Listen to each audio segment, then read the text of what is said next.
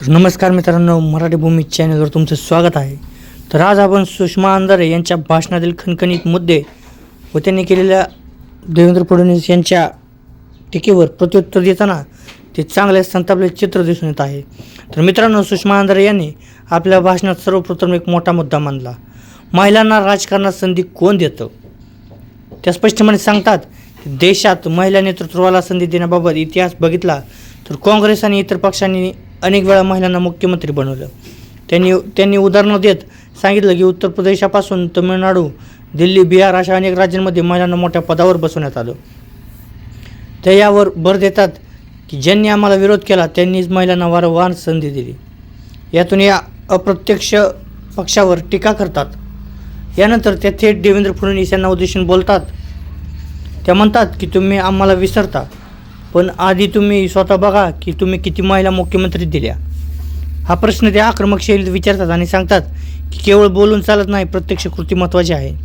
मुंबईच्या राजकारणाचा मुद्दा मांडताना त्या अभिमानाने सांगतात की त्यांच्या पक्षाने महिला महापौरांना संधी दिली, तेही आरक्षण नसतानाही. खुली जागा असतानासुद्धा महिलांची निवड करण्यात आली.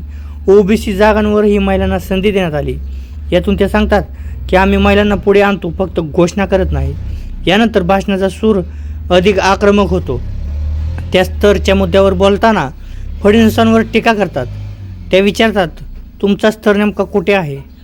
त्या हे सुचवतात की कुठल्या तरी श्रेष्ठ कनिष्ठ विचारातून बोललं जातं आहे का, आणि जर तसं असेल तर लोकशाहीसाठी धोकादायक आहे.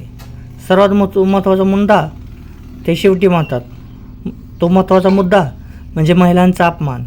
त्या सांगतात की संसदेत महिला प्रतिनिधींनी उत्तर दिलं असतानाही जर त्याला नाकारलं जात असेल तर याचा अर्थ असा होतो की महिलांना कमी लेखलं जात आहे.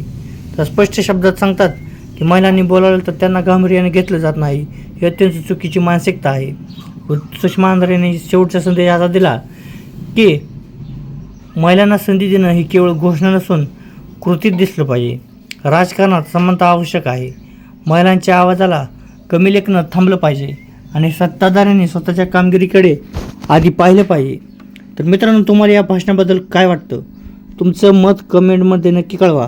व्हिडिओ आवडला असेल तर लाईक करा, शेअर करा आणि मराठी भूमी चॅनलला सबस्क्राईब करायला विसरू नका. धन्यवाद. जय महाराष्ट्र.